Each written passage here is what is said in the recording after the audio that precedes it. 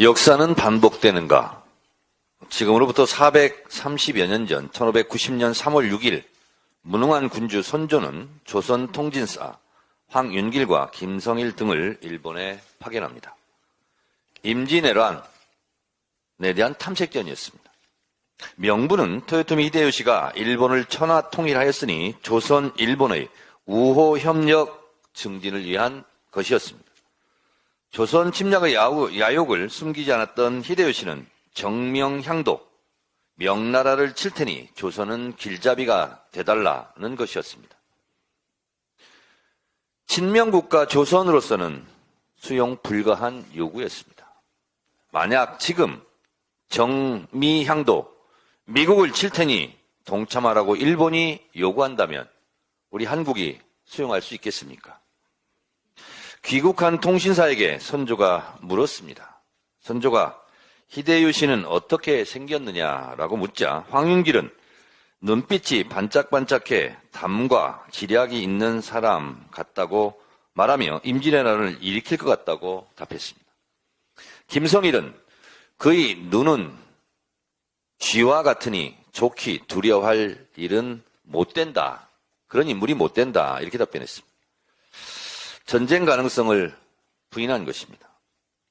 무능한 선조는 무사안일 김성일의 말을 믿고 있다가 임진왜란의 참화를 겪고 왜군에 쫓겨 국경까지 도망가는 신세로 전락했습니다.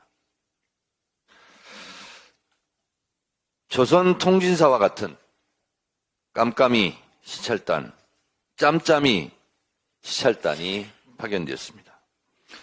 후쿠시마 오염수 방류를 놓고 단장 달랑 한 명만 공개되고 누가 갔는지도 알 수 없는 시찰단이 일본을 갔습니다.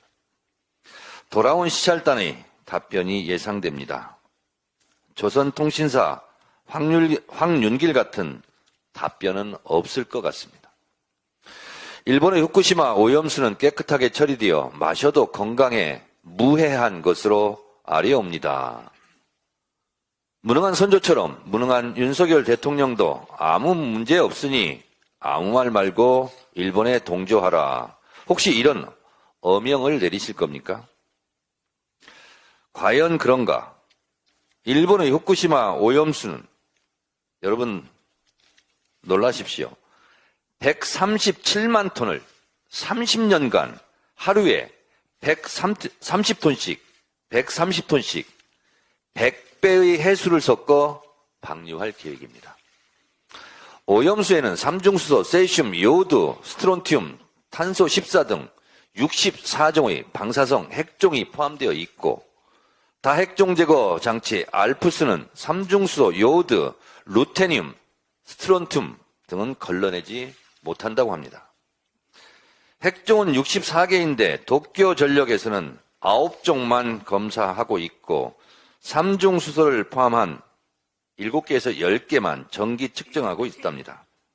그나마도 오염수 저장 탱크 4분의 1 수준만 측정됐고 방사성 쓰레기 폐기물에 대한 정보는 전무하다고 합니다. 삼중수소는 치명적인 유전자 변형의 위험성이 있고 스트론튬은 근육과 뼈, 뇌에 붙어서 고형암, 종양을 일으킨다고 합니다. 일본이 그렇게 깨끗한 물이라고 항변하는 오염수를 후쿠시마표 오염수 생수로 수출할 생각은 일본은 왜 안 하고 있죠?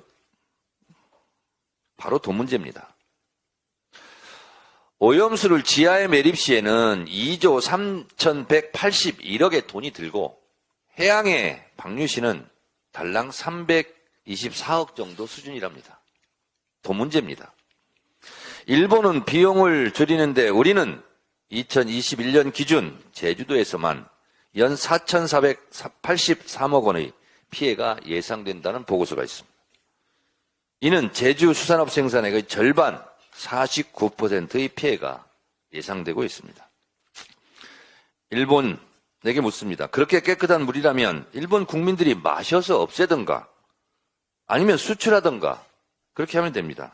윤석열 정권 일본의 한국 바다 침략, 제2의 임진왜란과 같은 국민의 생명과 안전을 위협하는 2023년판 일본의 개묘해란을 용납하시겠습니까?